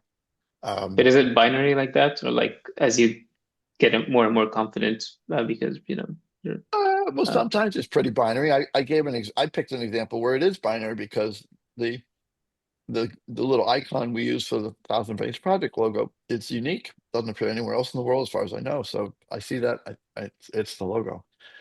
It's at least it's Thousand Brains Project. but you don't Um, see the icon at the same time, all of it. You just see little parts of it, and then you start to okay, yeah, this might be the all right. So icon, it now we're might getting be now we're getting back to so at that point, yeah, right. So, but as soon as I do infer that one, then I'd say, oh well, I must be yeah, somewhere on a thousand. Well, I could be on a Thousand Brains hat. I don't know, but um, I yeah. guess I Yeah, I don't mean, think. I think we can definitely use, or yeah, I'm pretty confident we can use model-based signals, and they have some value. But I agree in terms of like the just like planning what we want to do next. It does feel like firstly figuring out attentional areas, and then getting that working with both the model-free policy and the voting would be a nice combination. Then that way we also start looking at both of those together and kind of address that issue of having not really explored voting that much Right. I think recently. I think we've agreed that today, at least, it sounds like we could work on the model free policy of attention windows right from today. It sounds Yeah. like that's Yeah. something we could do. Yeah. I would say that if we're going to work on the model based ones, we ought to be working simultaneously with single column and multi column. I think we just have to bite that bullet and start voting a bit because I think it's going to Yeah. make a huge difference. Um, And Otherwise, we So could I guess do with that. then I had another topic on the model free policy side, but sorry, what were you saying? I was just saying we could either way start doing some more voting experiments as well. Like, especially if we want to define a general attentional area, then testing it with both a single column policy and voting within that area could be a good way right. to just You know, validate it. if you don't mind taking the tangent, of course, one of the big problems with voting is we have yet to, well, we don't know how the brain does the voting using relative pose of different sensor modules or different cortical columns. I Yeah. know we have a solution that works in Monty, and I've heard Vivian and others say that we don't like that solution. So I'm not sure why, but but I've been trying to think. But the thing I was hoping to talk about today, which I didn't really have a chance to prepare, was another idea of thinking about how to uh, how the brain might solve the relative pose of cortical columns problem. And I have nothing to show you, but I could just tease it to you, the idea. It's just an idea. I have no idea if it's any valid or not. But we is that off topic? Should we not do I don't that? mind. Yeah, we can come back to the stuff. Right. So we also have this idea that when you vote, you anchor your grid cell, right? So once you know your ID, you anchor your grid cells. So I went back to reviewing, thinking about layer 6 as a bunch of grid cells and grid cell modules and things like that. And of course, we've gone well beyond established grid cell theory. Grid cells are, as we know them, they are kind of low. They have low representational value, right? They can represent a spot in some area, but they repeat every once in a while, right? So they repeat in this rectangle, this triangular pattern, and so they're not specific enough for us. And so that's fine. And we've come up with the idea that oh well, then if you do the same kind of trick we did with layer 4, that if you had a set of cells representing each grid cell, so each grid cell had a mini column of cells above it, and you picked one of those cells to be active, but then you'd have a unique representation of location, right? Just like we can take a set of mini columns in layer 4, which represents, let's say, orientation, and now we pick a set of individual cells in those mini columns, and you have a very unique representation of that object. An object, it basically says there's something at this orientation, and now this is a very specific thing at that orientation. So we have that same idea in layer 6. But I've talked about anchoring as if we're anchoring all the, well, we've had an assumption that when we do path integration, that we're actually predicting the unique SDRs. That is, once we've locked onto an object and we move, we know exactly the unique SDR that for the new location. So, but that's not what the neuroscientists have seen. They've seen path integration at the level of the grid cell, the non-unique one. So it's like, if we have a movement vector, what they've shown is that the active grid cells will change, but that's it. We made up this idea that maybe we have a unique representation that changes. And so I'm working on the idea that maybe our assumption was wrong. That maybe layer 6 is actually just like layer 4. That is the motor input to layer 6 updates the current grid cells.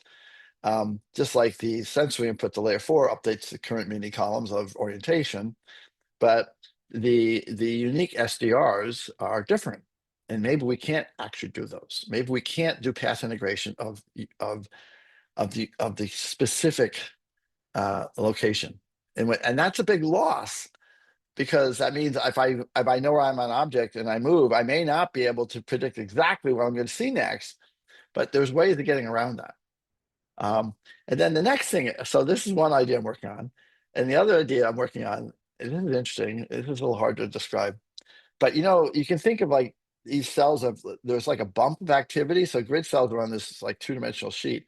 And there's a bump of activity, and there's a bunch of these bumps, and they're all moving around together. That tank picture, remember the tank picture had showed like the 6 little phaselets in a grid cell module? And so these 6 little bumps, and when the bump goes to the one edge, it drops off and it comes back on the other edge. So it's like you have a bunch of bumps moving along, and then when one gets to the edge of the column, it stops, but another one appears over here. So there's always a number of bumps moving at the same time. Then I said to myself, what if in like V1, what if the columns themselves, the adjacent columns, the bumps continued? That is, why would it stop? Why wouldn't it just move into the next column bump? It's like, who's going to prevent it from going there?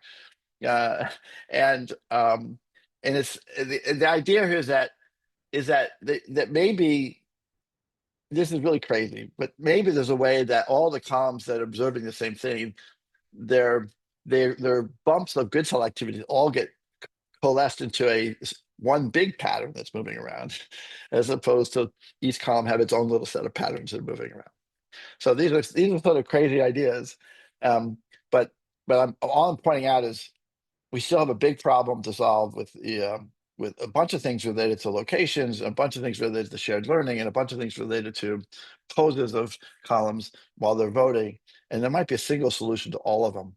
And so I'm working on ideas for that. And it may take us to sort of reassess some of the things we're thinking about. We've assumed in the past. Anyway, that's just a teaser. I was hoping to prepare something for it this week, but I wasn't able to. Anyway, I should have. Yeah, no, no worries. Yeah, sounds interesting. Yeah, sounds just saying like what a great guy. But I'm sorry. Um, I just want to remind us, we have to solve these problems. We have to solve the problem when we talk about voting. We have to solve the problem of relative pose. We've got a solution in mind, so maybe that's good enough for now. So Yeah, it's definitely good enough, I think, for us to test a lot of these things okay, and kind of and make some I may progress on be those. arguing we might come up with an alternate way of doing it. Yeah, but no, I think we do want to eventually replace it. Um, Okay. yeah, so then I guess just going back to the kind of policy stuff. So yeah, I think we're in agreement that we want to start with Model 3 and focusing on attention and also how that interacts with voting. Um, but it feels to me like there's still a minimal model-based policy we need for this kind of stay on object until it's recognized. Because if you can imagine, the model-free element is going to tell us, some kind of potential proto objects that we could focus on. Um, and so, we that's going to drive our attention and we'll kind of stay in there. But once the object is recognized, we want to sort of be released from focusing on that attentional area.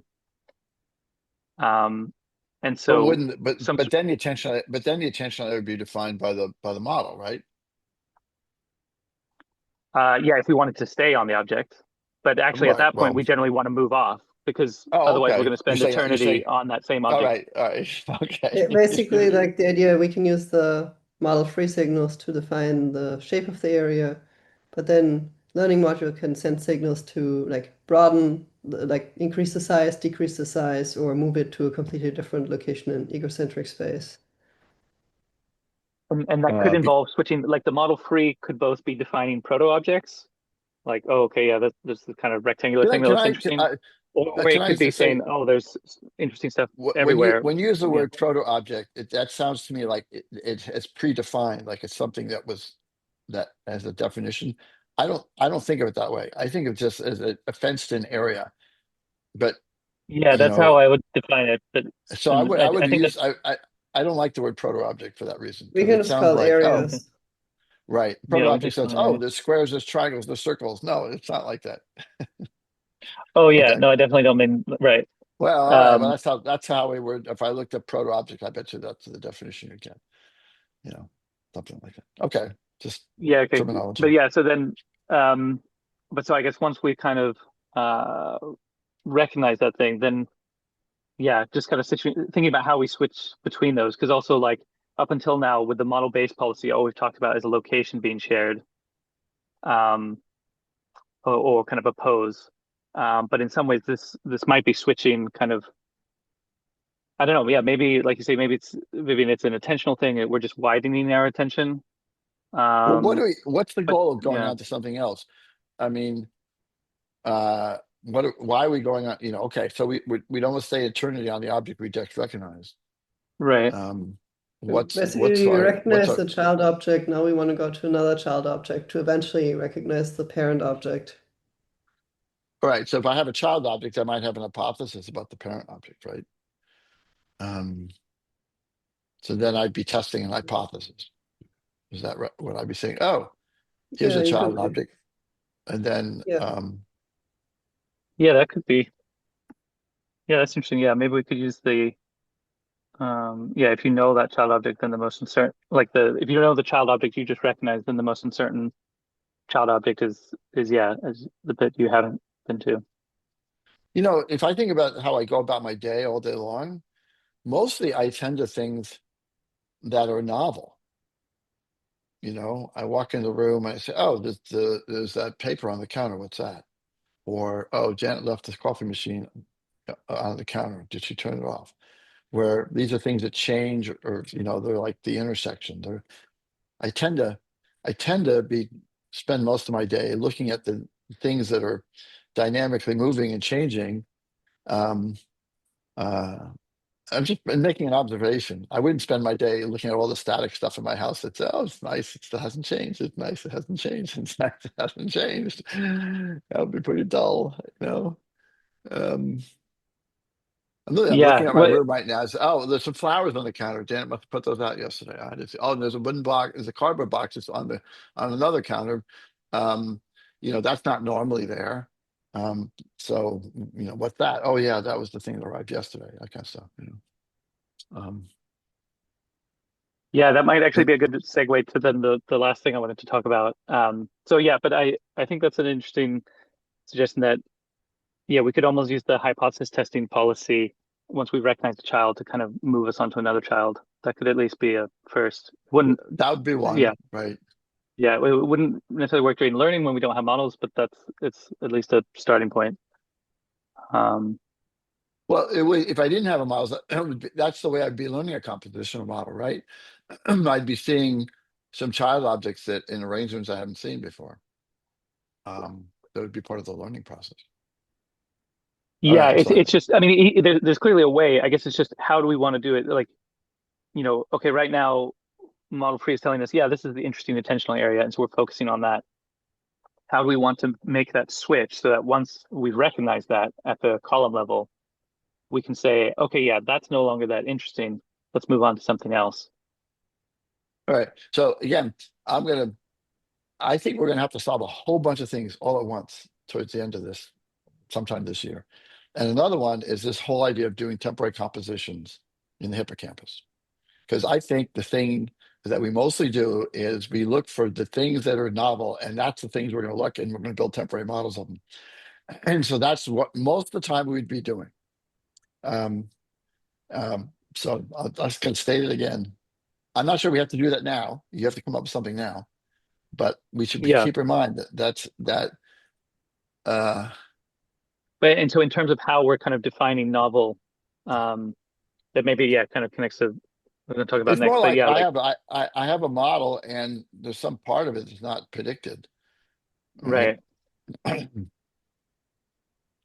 I Um, don't, yeah, how's that? yeah. So maybe yeah, I think that sounds right. I mean, It's sort of like seeing there's an animal in the woods, right? It's novel. I didn't predict it. Now there's something over there. I'm going to look for it. Um, right. it's the same basic idea. There's something on my counter that's not normally there. What was it about? How did it get there? What is it? That kind of thing. Yeah, yeah. Anyway, So I that's all guess part of learning, right? That's part of learning. We're yeah. going to find the novel children and constantly build models. Okay, I'm sorry. We No, got to sorry. come up with some practical things to work on here. Yeah, and so not so what we were just talking about is a very kind of concrete thing about okay, what do we want to implement first to help us deal better with these compositional data sets and make progress on that while also still being important for the longer term roadmap. But just kind of in parallel to that, I was just thinking recently about the policies that we're designing or potentially need to kind of have at some point, and just thinking what are some kind of general purpose principles that can help us develop those. And part of this motivation was going all the way ahead to something like ArcAGI, which I think all of you heard. We're thinking about that could be like a good medium to um, longer term kind of goal to see how Monty performs on that. But with these ArcAGI 3, with these kind of games, it's very open ended. You're not given any kind of specific goal.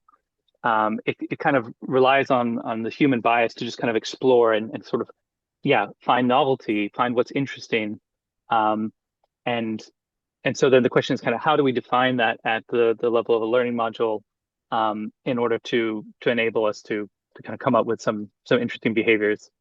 Um, but I feel like there's a bunch of things that we kind of want sort of learning modules to potentially try and do. One of them is these kind of open-ended exploration. Other ones are kind of the ones we were talking about just now, like staying on an object until it's recognized and moving on to an object to explore other things. And yeah, maybe just in terms of kind of where this sits with kind of the approach we're taking with the research, I feel it's worth kind of highlighting that kind of intentionally we've recently designed some quite kind of hand constructed or kind of bespoke implementations for things like with the 2D sensor module. we have a very kind of specific way of extracting 2D features that we have kind of fully laid out, and also defining what movement in 2D space looks like. But you could imagine in the long term, it would be nice to have a kind of more generic sensor module that you could give kind of any sort of modality. So let's say, a seabed drone that kind of moves in approximately 2D space, but it's detecting kind of electromagnetic fields generated by underwater cables, that the sensor module would kind of have a way of understanding, okay, these are the morphological features I'm going to extract, and this is the kind of movement that I'm going to How is that extract. different than, I thought we already had this in the communications protocol. Is that they all Yeah, but the sensor thing is, modules? right now, if someone had this new task, they would need to develop they would need to kind of figure out how to design the sensor module that would, like, what would be the morphological feature in electromagnetic field. They would have to figure that out. Right. I'm just saying, like, we have evidence from neuroscience that something about kind of sensor surround, sort of difference of Gaussians, that kind of neural activity seems to be this kind of repeating motif. Uh-huh. And so whether there's some way of kind of designing a more generic sensor module around that. But I think the challenge is until we've kind of hand built a few of these kinds of sensor modules, we don't really know what this generic design is going to look like. In the same way, like, But we didn't would until recently have this concept of lower dimensional movement in sensor modules, and then extracting that. And that's now kind of a key concept. And so clearly that would also be part of this more generic design. but this is a nice to have, right? It's not a necessary. I Yeah. mean, it Yeah, seems like right. I mean, Yeah, I mean, that's so in the definitely, beginning, but like the original vision of Monty was like learning modules are the generic component. Sensor modules, users write them specifically for whichever sensor they have, and then they can plug it into any learning module. Um, and then, yeah, this is more like it makes it a bit easier. You don't have to write the sensor module for your application if it's a very custom one. But yeah, it's more for nice to have. yeah, yeah. No, I mean, right? that's fair. Um, but yeah, I guess I I just feel like when a similar thing is kind of um, is there with the model-based policies. So we have the hypothesis testing policy, which is like a very specific policy that we implemented. It's an interesting way of kind of previewing what a learning module can do given a learned model, and how it and kind of leveraging that. But we used all these kind of heuristics and kind of baked that in. Um, and this so is the hypothesis testing. yeah. So then the question is kind of Um, what are some of the more, what might a more kind of generic template look like for model-based policies that don't just do hypothesis testing, but also do things like, oh, maybe now I'm going to stay on the object until I see what I recognize, or maybe now I'm going to well, move on to right. underexplored areas, or maybe I'm going to I know something about this object, but I want to learn more about the edges of it. It feels Well, like there's okay. a lot of things that we might want to do. So I Um, think that this would be a good exercise, and in some ways we've been talking about this today, in the sense of like, oh, what are the different reasons I might want to move, right? And yeah, so I think without going into details, it would be useful to create a sort of a high level taxonomy of movements. Like why does the system move at all? What are we trying to right, achieve? And obviously, I don't think there's going to be a single answer to that question, but there's not going to be a lot. Um, right. I think, just because I think during the conversation today, I felt like we're kind of mixing these things up a bit. We weren't being careful and thinking about, okay, why am I moving now? Or why wouldn't I follow the edge? Or why am I jumping over here? And this is why I brought up the idea of, I'm constantly seeking out novelty. Um, I Yeah. think I think coming up with that sort of taxonomy of movements would be great. And then we could then say, okay, how are you going to implement them? Yeah, so Um, I don't know if, yeah, if you could, maybe you could call this kind of a taxonomy, but I guess, yeah, what I was trying to list out here was some examples of what we might do. So yeah, staying within an right. object until it's recognized is one. Moving to the most poorly explained part of the sensory field. So, moving on to a new object after we've recognized what we're looking at. We have Okay, moving. I can object to that right away. I have a comment on it. When if something's poorly explained, that either it's, I mean, explanation implies there's a model behind it. So that would mean I have some input which does not match a model. You might have been thinking when you wrote this, move to the most, you know, um, high frequency or moving part of, something No, because that's I was deliberately thinking in a model-based sense. So imagine you have peripheral columns that are also getting input, but they don't know what they're looking at. um, they don't. How would they not know what they're looking at? If they're all voting, right? If they're all voting, they're going to agree. Yeah, if they're all representing the exact same thing, then I guess you wouldn't have this. Right. Well, again, if we got an But attentional field and if they can all vote, then great. If they can't vote, then the attentional field's wrong. Um, so anyway, it's the yeah, idea there's a maybe poorly I guess the other explained way, part. the other way to think about this, I don't think it really requires the voting. Actually, is more kind of like, okay, the scene level representation. I walk into a room. The first thing I look at is yeah, the chair. I have a model of kind of what I think the kind of room looks like, but the only thing I'm actually certain about is the thing I'm looking at right now, which is the chair. So there's that kind of uncertainty about everything else that's in that room. But if to say it's poorly explained means I've I, I've looked at it and said this doesn't belong in the model. I can't be poorly explained if I haven't based it upon a model. It's like it's either the model's making a misprediction or there's some sensory input that I'm not including in Yeah, my current yeah, I inference. can see. Yeah, poorly explained and maybe uncertain are different. Yeah, but uh, but I feel like you could be uncertain without it being kind of wrong. Well, I don't know. I mean, if you attend to it, either you recognize it or you don't, or you recognize But something and say, before you've attended to it, the stuff that's around you, wouldn't you kind of have an uncertain sense of that? Like you'd have a basic kind of gestalt of like again like the what do you call it, the the roads meeting with the the with cars intersection. and everything, the intersection. Thank you.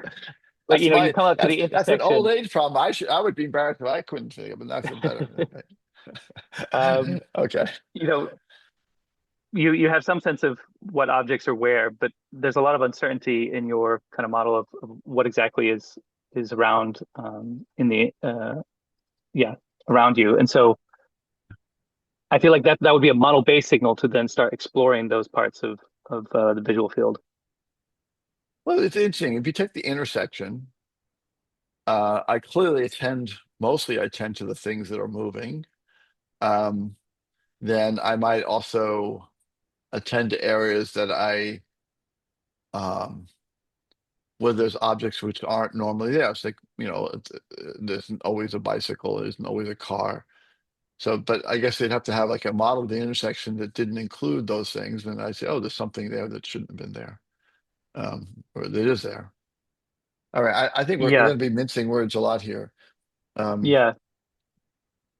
But okay, yeah, uh, maybe just the last. Oh, Tristan, you had. Yeah, just a clarifying question because you use the word policy a lot, but in Monty code, policies are in the motor system. So I'm assuming when you're talking about learning module policies, you're referring to goal generators? Yeah, Okay. yeah. So this would be in the learning module. Yeah, Okay, thank you. right. Um, you want to show your list again, Niels? You were going through that yeah, list. yeah. Maybe. I Yeah, I haven't mean, been this one's kind of related, I guess, during learning, explore the unfamiliar parts of the object. That's obviously an intuitive thing, but again, it's just how we kind of how do we come up with a way of consistently doing that? Um, and then yeah, this is basically the hypothesis testing policy. So moving to the most discriminative part of an object. Um, this is something we already have. But then Yeah, maybe we the do last that. one, yeah, All right. just because uh, to maybe, or like what might be more interesting to talk about is, yeah, this kind of open and ended environments like ArcAGI3. So yeah, it feels like some outcomes are predictable in uninteresting ways. This is kind of what you were talking about before, Jeff. So an object that does not move, you always like predict it perfectly. We don't really seem interested by that. Some things are kind of unpredictable in mildly interesting ways, like kind of leaves blowing on a tree or ocean waves. Maybe that kind of always has some amount of unpredictability, and there's something kind of slightly, or like flames in a fireplace and stuff like that. Maybe there's something we find satisfying about that. But it seems the most interesting things are things that are initially unpredictable, but then can be predicted once they're kind of learned and understood. So that seems to be what kind of drives most of our curiosity is like, oh, this is something I can't explain, but once I spend some time modeling it, and kind of learning about it, now suddenly I can explain it. But so it feels like that could be formulated into something that's kind of rewarding, and maybe something that could then drive behavior. Because if you tried playing with a lot of the ArcAGI3, a lot of it is kind of like that kind of something unexplained will happen, and then but eventually once you kind of play around, you start to understand why it's happening, and that seems to be kind of what motivates us and what we sort of gravitate towards.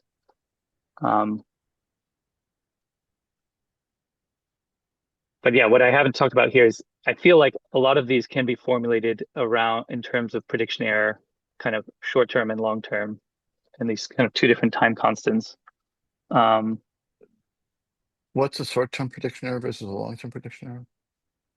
What's the So difference? basically, the short term one is the kind of like we maybe this I don't know if that's that helpful, but basically the short term one is right now the observation of getting and just kind of the most recent steps, are they consistent with my leading hypothesis? The more long term thing is how confident about like how confident have I become about what I'm seeing. So have I accumulated lots of evidence over a long period of time for the thing Isn't I'm that seeing? is there really a difference between those two? Aren't they just is there Yeah, one's well, just so we've found that it's helpful to kind of split them out in terms of things like so building up the confidence in the long time scale. So that's kind of this, evidence for the object that, you see over time. So this is an experiment. If we have the evidence for the object, this is steps in the experiment, and it's first starting on the mug, then moving to the logo, then back on the mug, back on the logo. And so what this is just showing is, evidence accumulating for these particular hypotheses. And this is for context of compositional setup. So it's assuming that when we move back onto the mug, after we've inferred mug with logo, then we'd immediately have high evidence. But this kind of gradual accumulation of evidence, that's good, for example, for saying, oh, the learning module is now confident about what it's seen, so it's going to share it with other parts of the system. So for example, in a hierarchy, it might now tell the next level learning modules, yeah, I'm actually seeing a mug. But that short-term prediction error, if we that in itself isn't a good signal for saying, yeah, you should start sharing this with other people.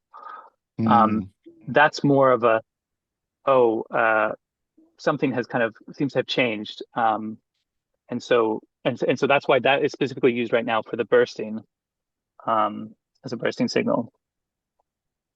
But it seems like and then I guess yeah. It seems like when we're passing something up the hierarchy, it's and typically what we're doing is we're voting, and child object votes in it. When the idea that multiple regions vote, it's sort of locking on. It's pretty binary. It's like, everyone agrees, yep, this is it. So you might, this idea of this short-term prediction error might really become very, very short if you have multiple columns voting together. It's sort of, inference is very sort of catalytic or catastrophic. It just goes bang, it happens. Whereas if I just have a single sensor, a single patch moving around, I can see how you might have to build evidence up slowly. before you know it, you're confident. Yeah, It I agree. It strikes would happen much faster with voting. Yeah. it seems a little bit odd to break out the short term and the long term.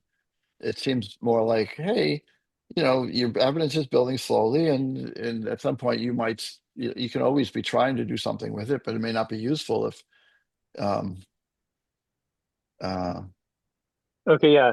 Yeah. I guess yeah, I don't know. one I don't reason know. I thought it might make sense as well to break out was practically we found it helpful, but I just feel like if you look at the kind of biology, there's many instances of different time constants sort of playing out, and it does seem to be this kind of bimodal distribution of sort What's of we have kind of long like effects and short effects.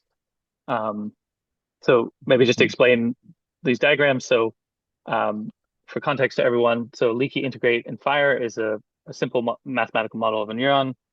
You have the membrane potential um, that's normally very negative. And then that changes over time. And when you get incoming spikes on that neuron, the membrane potential goes up. And then if it reaches a threshold, that neuron spikes, and that's what kind of communicates information to other neurons. And then it gets hyperpolarized, and then it kind of eventually comes back. But so the what are the integrate two time refers constants? to kind of adding these up, and then the fire refers to the spike. The leaky refers to the fact that when it's not receiving incoming signals, it slowly decays. But yeah, What are the two behind time frame?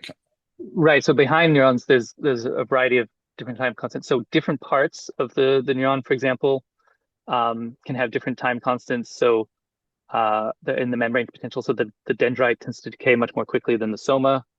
Um, you can also have different types of neurons. I Yeah. think in general, inhibitory neurons decay and spike much more quickly than excitatory ones. All right. Well, Um, this is all true, but I would say that I'm going to argue that it's a stretch to apply it um to the kind of short term and long term prediction areas you're talking about, because those are all the time constants are much longer than these, right? I mean, even if I'm moving a single sensor around on an object, we're talking seconds or hundreds of milliseconds. Um, um, yeah, but I guess as long as you were consistently getting input, I yeah. don't know. I mean, That sounds, yeah, there's these multiple time constants here, but I think when I think about voting or doing inference, I feel it's more like um, you're less relying on biological constants like this, and more just sort of you could be refining an SGR, right? Um, you could have a union that's becoming less of a union, something like that, which can happen over a much longer period of time. It's more of an information thing as opposed to biological, neural chemical stuff.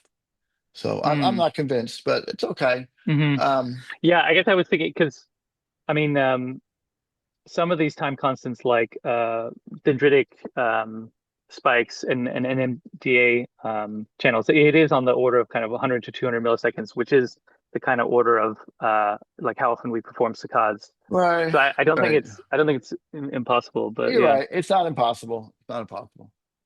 To me, it Um, feels more like these are sort of biological constraints that nature had to deal with, as opposed to are they really fundamentally impacting the information theory about about prediction error and what we're doing. All right. Well, we yeah, can put okay. that aside for the moment. I don't know. Um, well, I was thinking more, you're going through the taxonomy of prediction errors. I guess it was a bit more detailed than I was thinking. I was thinking like, oh, I was thinking like, oh, I'm trying to constantly learn new models of the world, and they're temporary, and sometimes they become permanent. So I will be constantly attending to things that are novel and trying to incorporate into my models. Um, or I could say I have two models, two hypotheses, and I have to differentiate between the two. So then I'll tend to child objects to see which one, uh, how do I differentiate between my two hypotheses, that kind of thing. You were going down a bit Yeah. lower detail. Yeah, Yeah. that's kind of the difference we make between inference and exploration policies. Like whether you're trying to infer something, you'd want to move to kind of things that are well represented in your model and help you infer, versus when you're Okay. trying to explore and learn, you want to move to a place that are not well represented in your models and that Right. are novel. I can see that. As an adult, um, I'm almost always dealing with, at some level, models I've previously learned. And so really just almost completely doing compositions of um, new compositions. As a child, it's not like that at all, right? But I'm not learning new letters. I'm not learning new shapes. I'm not learning I'm mostly saying, oh, these are the arrangement of things I already know in the world. This is a new arrangement of boxes on my counter, that kind of thing. But I can see the distinction between inference and inference and learning, right? Which is what you suggested. Yeah, and I guess did it make sense at least that it's a problem of kind of how do we define sort of novelty or interesting in these kinds of open-ended situations? Um, at least, yeah, it's not obvious to Well, me. it's funny. It's like when I look at the ArcAGI screen, Yeah, all kinds of ideas come flooding into my head. Like, oh, what am I doing? What am I attending to and why? And what do I understand about this and why? So that's why I thought that the example was a great way of just exploring our theory of saying, okay, this is an interesting problem for testing out our hypothesis about the capabilities that we need or that exist in Monty. So I guess I feel like we're sort of hunting around in the dark here a little bit. We don't really know yet. Um, and I don't feel like I can make a claim one way or the other. Oh, this has got to be this way. This has got to be that way. I feel like everything seems a little suspect here right now. Like we don't really have a really deep understanding of everything. That's what it feels like to me. Um, right. Yeah, I mean but that's definitely how I feel about it as again, well. I feel like we have a pretty deep understanding of a cortical column. I think that's pretty good. I'm not really questioning that too much. It's all these interactions between them, which I think is really interesting. And that's why I think even when we deal with uh, this, on and off object, it's hard for me not to want to incorporate multiple columns into it and tension fields and things like that. Because I think we're kind of at the limit of what one column can do. We're asking too much of it, Yeah. despite. Um, so anyways, yeah, I guess I know that was a bit of a stream of consciousness, but just trying to get out what, yeah, I've been thinking about in terms of, um, yeah, as you kind of described it, Jeff, there's at some level this kind of taxonomy. Um, and at least it feels to me like maybe this kind of prediction error is a way of kind of helping us just not have to handcraft all of those primitives. It'll come out naturally that a learning module will just start kind of moving between these Maybe, as it kind of needs. maybe, But maybe. and It so in case might that's helps it might anyone help. with brainstorming, Yeah, but yeah, yeah. Or but yeah, it's not it very might the other way very down. clear. It might be more top down. We start off by saying, "Hey, what's this whole system going to do in the end? What's the goal of the system? What are all the things it has to do?" Um, and then that would Yeah, inform us and what the policies are.